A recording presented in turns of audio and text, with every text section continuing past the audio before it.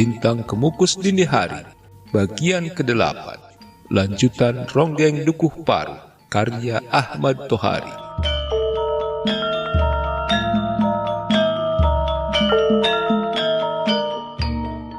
Dan Ronggeng Dukuh Paruk itu, ujarnya dengan tekanan kata yang istimewa, mereka adalah seniman-seniman rakyat.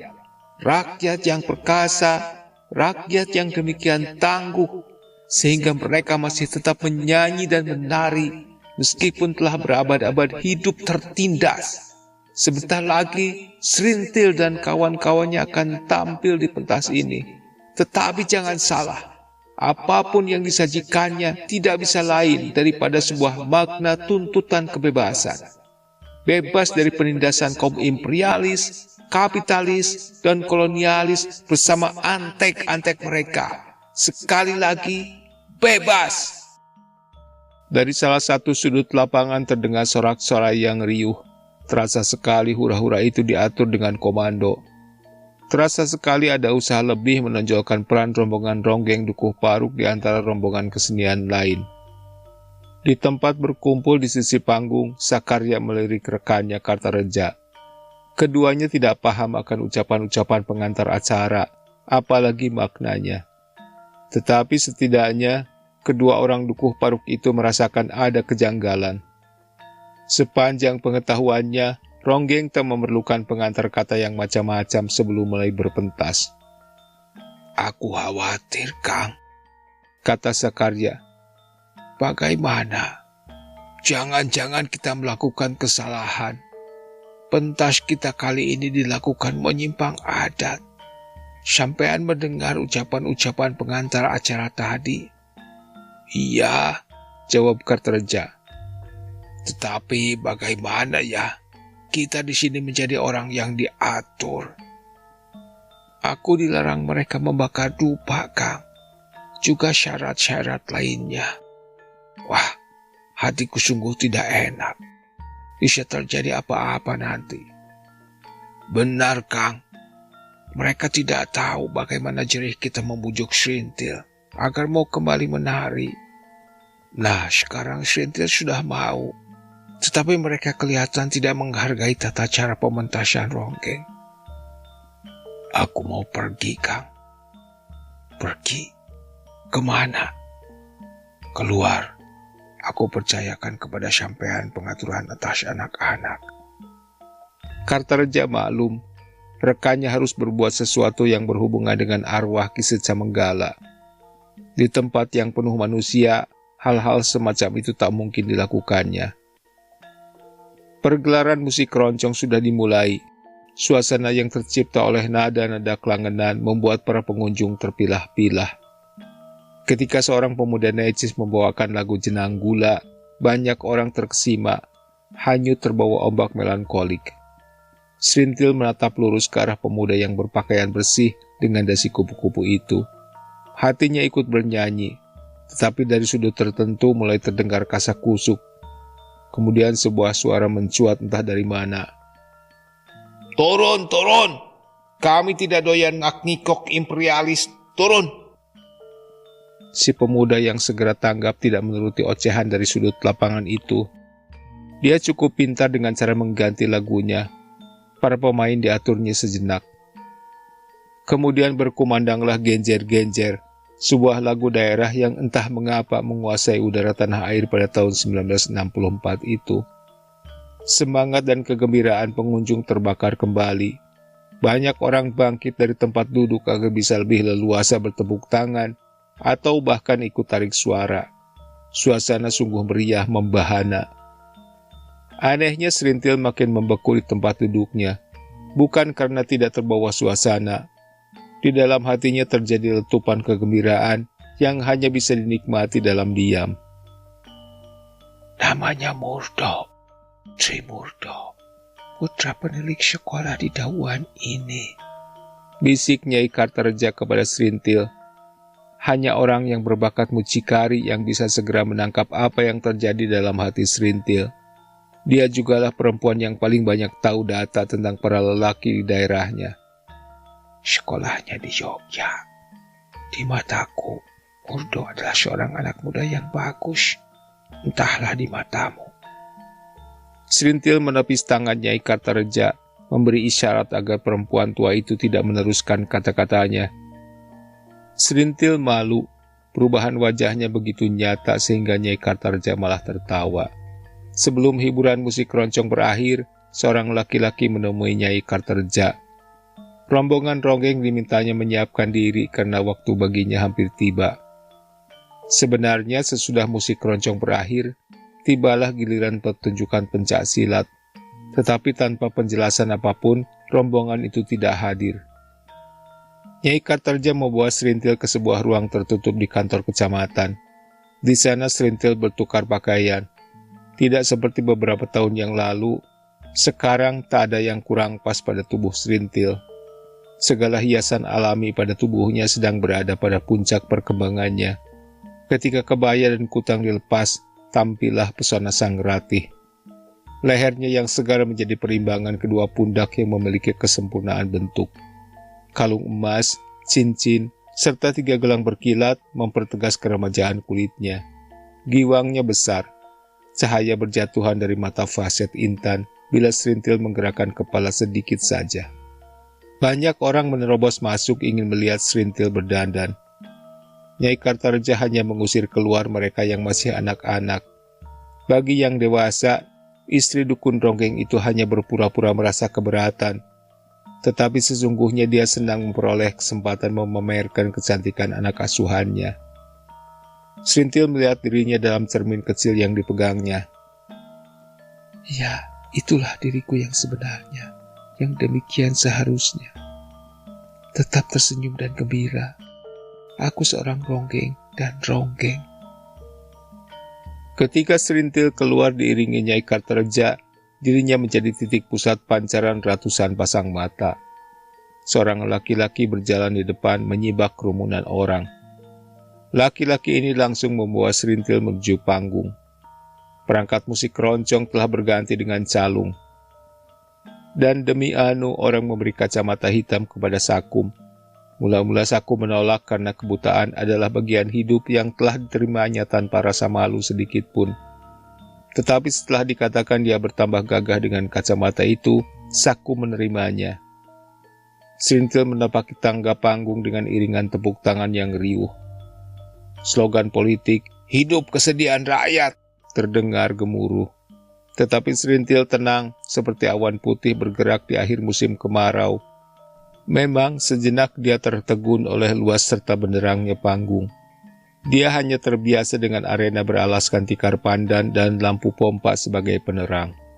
Kemudian segenap penonton menyaksikan bagaimana Serintil menempatkan dirinya secara mengesankan sebagai pemangku utama kewibawaan panggung. Dia berdiri memutar badan ke arah semua penonton. Bibirnya sedikit ditarik sehingga terjadi keindahan lekuk di kedua ujungnya. Matanya berkilat seperti kepik emas hinggap di atas daun. Angkuh tetapi teduh. Serintil sedang memberi hormat kepada penonton tanpa harus menekan harga dirinya. Kemudian hening. Semua orang melihat Serintil merendahkan badan, duduk di hadapan para penabuh. Rombongan dari Dukuh Paruk sedang menunaikan tata cara mereka sendiri, mengheningkan cipta sebelum pertunjukan dimulai. Dan tak seorang pun mengerti apa yang sedang bergolak di hati Serintil. Dia sadar betul dirinya sedang menjadi tumpuan pandangan lebih dari 1000 pasang mata. Ada mata ibu camat, mata bapak ini, bapak itu, dan mata warga Dawuan. Namun Serintil menganggap tak ada beda antara sekian banyak mata itu. Baginya sama saja. Semuanya adalah mata rasus. Di depan mata rasus itu, Serintil akan menunjukkan betapa dirinya mempunyai sekian banyak kelebihan, sehingga meski sudah menjadi tentara, Rasus sama sekali tidak berhak mengecilkan arti dirinya. Kamu telah meninggalkan diriku dengan cara menyakitkan. Kamu takkan berbuat seperti itu bila kamu tidak ingin dirundung penyesalan yang mendalam. Lihat saja. Tidak diperlukan pengetahuan yang mendalam untuk mengatakan bahwa pada dasarnya tarian ronggeng adalah tiruan kasar tari gambyong, sejenis tari pemanasan birahi di kalangan para ningrat. Dalam perkembangan selanjutnya, tari ronggeng meniru juga tari serimpi, tari Bali, dan tari topeng. Bahkan juga tari baladewa. Semuanya ditiru secara mentah, gaya jelata. Kadang tari-tari itu digabung tidak karuan, sehingga dalam pentas orang bisa mengatakan lenggang-lenggok seorang ronggeng tidak lebih dari gerakan spontan, bermakna dangkal, dan lebih ditekankan kepada kesan erotik. Dan siapapun yang mengikuti perkembangan serintil sejak awal tidak akan menemukan perubahan-perubahan dalam gaya tariannya, meski dia hampir 6 tahun menjadi ronggeng. Kecuali malam itu yang terbukti lain. Si buta Sakum justru yang pertama merasakannya. Sakum mendengar suara gesekan kaki serintil di lantai panggung. Dirasakannya kibasan sampur dan didengarnya getar suara serintil. Semuanya berubah. Serintil seakan menari dalam keadaan marah. Andaikan mata Sakum awas, tentulah dia dapat melihat betapa serintil mengangkat kedua lengannya lebih tinggi hingga tampak putih kulit ketiaknya. Goyang pundaknya lebih berani. Bila sedang pacak gulu, mata serintil tidak terarah kepada penonton seperti telah menjadi ciri khasnya. Mata serintil menantang bintang-bintang. Senyum seorang ronggeng, apalagi bila sedang dalam keadaan menari, tak pernah mempunyai makna lain kecuali ungunya bunga kecipir bagi kumbang atau merahnya kembang soka bagi kupu-kupu. Rayuan tanpa kata atau pemikat yang bertuah. Tetapi malam itu senyum serintil tak mungkin diterjemahkan sebagai perayu atau pemikat. Tarikan kedua ujung bibirnya hanya menggambarkan hati penuh martabat, kekenesan yang pongah meski menggemaskan. Apabila serintil telah bertekad hendak menundukkan 1000 mata rasus, maka dia terbukti berhasil melakukannya. Selama menari, terbayang olehnya rasus yang runduk tak berdaya dan penuh penyesalan. Mengapa dia telah tega membuat serintil sengsara? Apalah arti seorang rasus? Demikianlah pikir serintil sambil meratui panggung. Bila 1000 mata terkesima padaku, di sana ada camat, ada wedana, ada trimurdo, dan entah siapa lagi. Mereka terpaku di tempat masing-masing, membiarkan hati mereka menjadi bulan-bulanan, membiarkan perasaan mereka menjadi permainanku. Serintil terus menari dalam semangat yang mengesankan. Gerakannya tetap penuh tenaga, meskipun kulitnya mulai berkilat oleh keringat. Sampai babak kelima, saat yang biasa dia gunakan untuk beristirahat, serintil terus melenggang dan melenggok. Tentulah semua orang mengatakan semangat serintil dipacu semata-mata oleh suasana panggung yang luar biasa menurut ukuran seorang ronggeng, atau oleh kenyataan jumlah penonton yang meluap dan termasuk orang-orang terpenting di Dauan di antara mereka. Tak seorang pun mengerti serintil sedang melampiaskan kemurkaan di alam bawah sadarnya. Tak seorang pun tahu, kecuali Sakum. Laki-laki buta itu sudah terbiasa memahami sesuatu dengan intuisinya. Sakum ingin menghentikan serintil. Dengan sikunya dia menggamit Kartareja yang kebetulan duduk di sisinya. Kartareja sempat mengerti maksud Sakum, tetapi tidak berani mengambil keputusan. Maka Sakum yang bertindak. Sentuhan irama calungnya dibuat sumbang dengan cara menyimpangkan nada tiada menentu. Itulah cara yang sudah disepakati bila para penabuh ingin berbicara dengan ronggeng. Namun demikian serintil terus menari. Baru setelah 3 buah lagu berlalu, serintil patuh akan aba-aba yang diberikan Sakum. Lenyapnya suara calung menciptakan suasana yang mendadak janggal dan hampa. Kekosongan udara kemudian diisi oleh bisik-bisik dari kiri kanan yang terus mengembang menjadi dengung merata di seputar lapangan. Orang-orang mendapat kesempatan melepas ketegangan setelah sekian lama berdiam diri memampat kesan yang mendalam. Sesaat kemudian terdengar suara keras. Terus, terus! Hidup serintil! Hidup seniman rakyat! Sampean harus beristirahat, Singanten. Jangan terlalu memaksakan diri, tidak baik. Serintil duduk bersimpuh, menutup mukanya dengan ujung sampur, layaknya dia sedang mengelap keringat. Tetapi hingga beberapa saat lamanya, Serintil tetap dalam keadaan demikian. Dari samping terlihat pipi Serintil yang berubah pucat. Napasnya tersengal-sengal. Nyai Kartarja yang segera menangkap suasana genting cepat naik ke panggung. "Kenapa Jenganten?" "Pusing, Nyai. Pusing. Oh, napasku sesak. Dadaku sesak. Dadaku sesak." Nyai Kartarja merangkul Serintil. Dia langsung mengerti masalahnya genting karena Serintil tidak lagi menguasai berat badan sendiri dan terkapar di lantai panggung. Pekik Nyai Kartarja mengawali kekusutan di sana. Dalam sekejap arena sudah penuh orang. Kebanyakan hanya ingin tahu apa yang sebenarnya terjadi. Namun setidaknya seorang di antara mereka mengerti apa yang harus dilakukannya setelah menyadari Serintil dalam keadaan pingsan. Segala yang mengikat tubuh Serintil dikendurkannya, kemudian dia bersiap membuat napas buatan. Namun sebelum Trimurdo melakukannya, Serintil telah siuman. Napasnya megap-megap seperti orang yang habis lama tenggelam. Sejenak dia kelihatan bingung. Matanya bergulir ke kiri dan ke kanan. Kemudian dia cepat bangkit ketika menyadari seorang berdasi kupu-kupu berdiri melangkahi tubuhnya. Wajahnya merah ketika beradu pandang dengan Trimurdo. Kekalutan masih berlangsung hingga beberapa lamanya, meskipun Serintil sudah dituntun orang turun dari panggung. Tak kurang suatu apa. Orang-orang tidak percaya bahwa tak ada yang kurang beres pada tubuh Ronggeng itu. Tetapi Serintil bersikeras bahwa dirinya tidak memerlukan pertolongan apapun, kecuali sedikit waktu buat membenahi kembali pakaiannya, lalu siap lagi naik panggung. Hanya seorang yang tahu persis apa yang telah terjadi. Marsusi dalam pakaian penyamaran berdiri di balik bayang-bayang sebatang pohon. Tangan kanannya menggenggam sebuah botol kecil sebesar kelingking. Bila mulut botol itu ditutup dengan ibu jarinya, maka terjadi heboh di panggung. Serintil tak bisa bernapas. Itu sudah sekali dibuktikannya. Dan sekali heboh belumlah cukup buat membalas kesumatnya terhadap Ronggeng Dukuh Paruk itu. Dengan sabar, Marsusi menanti kesempatan berikutnya. 1/4 jam kemudian Serintil kembali menjadi fokus hidup yang mendaulat panggung.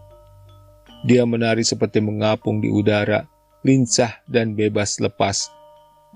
Kadang seperti burung beranjangan, berdiri di atas satu titik, meski sayap dan paruhnya terus bergetar. Kadang seperti bangau yang melayang meniti arus angin. Suaranya yang timbul tenggelam dalam pengeras suara, bahkan memberikan kesan lebih hidup, seperti sendaran layang-layang yang meliuk-liuk di angkasa. Perasaan segenap penonton ikut mengapung bersama irama tarian Serintil. Mereka mengikuti setiap gerak ratu panggung itu dengan mata, dengan hati, dan dengan denyut jantung mereka. Ibu camat dan ibu komandan polisi dengan kebencian mereka. Ibu Wedana malah ceria karena melihat suaminya berjingkrak-jingkrak penuh gairah, persis seperti lelaki perkasa laiknya. Para penonton demikian terpesona, sehingga mereka bingung ketika melihat tiba-tiba Serintil berhenti, berdiri tak bergerak. Kedua lengannya yang merentang tinggi terpancang kaku, mulutnya yang terbuka tetap dalam keadaan demikian, hingga beberapa saat lamanya. Calung serentak berhenti. Kartarja melompat ke depan, menahan tubuh Serintil yang roboh ke belakang. Gempar lagi, banyak orang berlompatan ke atas panggung, juga Pak Camat, tetapi istrinya menahannya. Trimurdo yang sejak tadi menonton di deretan kursi paling depan, hanya dalam beberapa detik sudah menangani Serintil. "Apa kataku? Mestinya Serintil jangan menari lagi," katanya. Sementara petugas keamanan mengusir penonton yang berlompatan ke atas panggung, Trimurdo berdua Nyai Kartarja berusaha menyadarkan Serintil. Kutang ketat yang membalut tubuh Serintil dari dada sampai ke pinggulnya dibuka.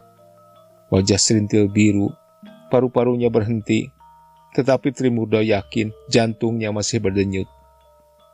Dia berdiri mengangkang tepat di atas perut Serintil, menggerak-gerakkan kedua tangan Ronggeng itu, membuat napas buatan. Tidak lama, karena kemudian Serintil tiba-tiba membusungkan dada, menarik napas dalam-dalam. Megap-megap, mulutnya terbuka seperti ikan mujair, dan terbelalak karena stagen dan kutangnya sudah terbuka. Di atas perutnya berdiri laki-laki muda berpakaian putih berdasi kupu-kupu. Serintil cepat duduk, Trimurdo melangkah ke samping. Orang-orang hendak mengangkat tubuh Ronggeng itu, tetapi Serintil menolak. Nyai Kartarja merangkul dan membimbing Serintil turun dari panggung. Setelah keadaan sedikit reda, pengatur acara mengumumkan bahwa pertunjukan kesenian malam itu usai. Meskipun keadaan sedikit kalut, tetapi laki-laki itu menutup acaranya dengan teriakan mengguntur. Penonton menyambutnya dengan teriakan bersama, dan acungan 1000 tangan mengepal. Penonton bubar dengan berbagai kesan pada diri mereka masing-masing. Namun kebanyakan dari mereka tidak menduga macam-macam. Yang terjadi atas diri Serintil adalah sebuah permainan, suatu hal yang tidak terlalu aneh bagi masyarakat Dauan. Hanya sedikit orang menduga Serintil terkena ayan atau penyakit lainnya. Apabila Marsusi menghendaki nama Serintil ternoda oleh peristiwa di atas panggung ini, maka dia keliru besar. Boleh jadi Marsusi merasa puas, juga ibu camat atau ibu komandan polisi. Tetapi ratusan lagi lainnya justru merasa bertambah simpati terhadap Ronggeng Dukuh Paruk itu. Marsusi telah menyakiti burung perkutut milik umum. Beruntunglah Marsusi karena tak seorang pun tahu akan ulahnya, kecuali Kartarja.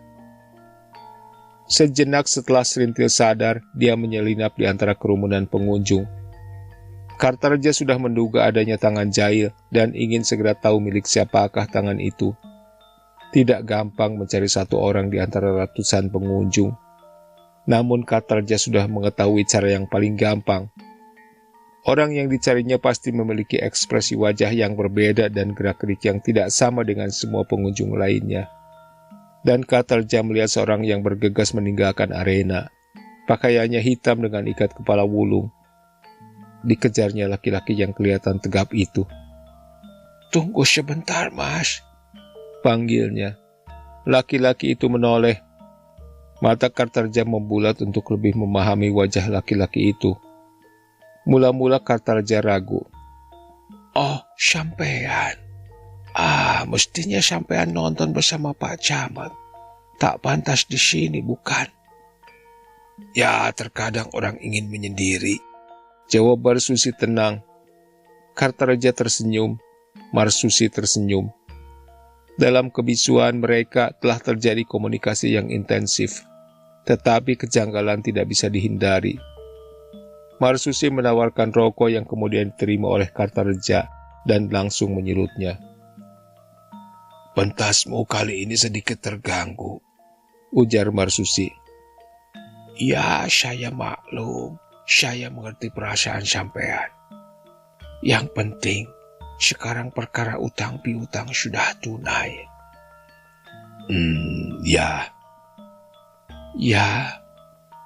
Dan itu apa?" "Asuhan sampean." "Serintil?"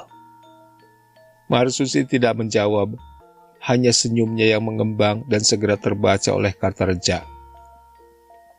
Itu persoalan mudah, apalagi bagi sampean. Apabila sampean masih mau, masalahnya tinggal bagaimana sampean bisa bersabar." "Aku memang masih penasaran." "Oh tidak, maksudku ronggengmu memang membuat gemas." Dan Marsusi membanting hancur botol jimatnya. Tunai sudah. Tak ada lagi siapa mempermalukan siapa. Kartarja dan Marsusi berpisah dengan senyum. Keduanya tahu betul arti senyum mereka masing-masing. Jam 1 tengah malam rombongan dari Dukuh Paruk belum meninggalkan arena. Mereka menikmati kopi panas yang disediakan panitia.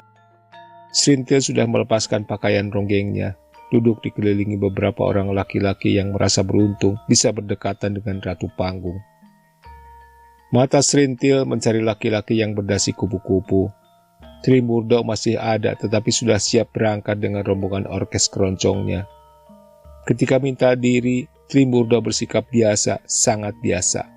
Serintil menelan ludah. Bapak Wedana bangkit. Dari mulutnya terdengar tembang pucung, pujian bagi para ronggeng. Sambil melangkah, tangannya bertepuk berirama.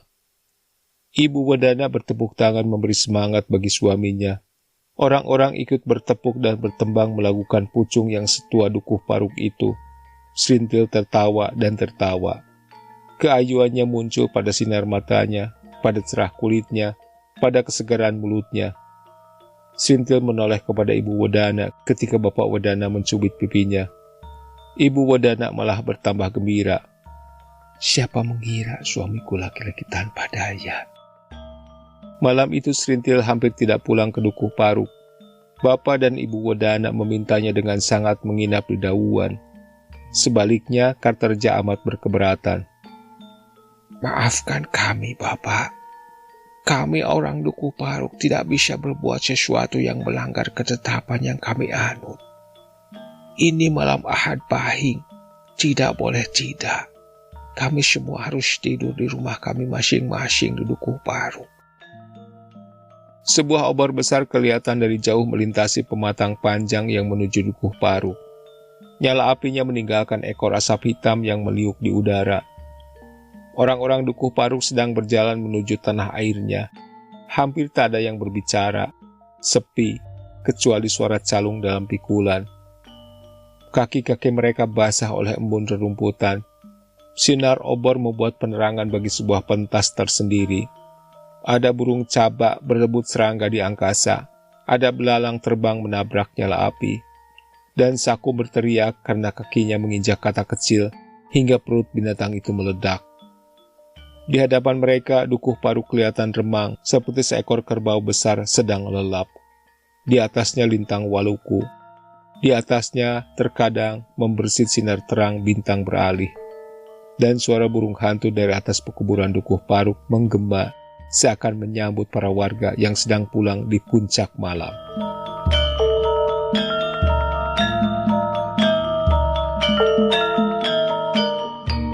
Terima kasih sudah menyimak. Sampai jumpa di bagian selanjutnya.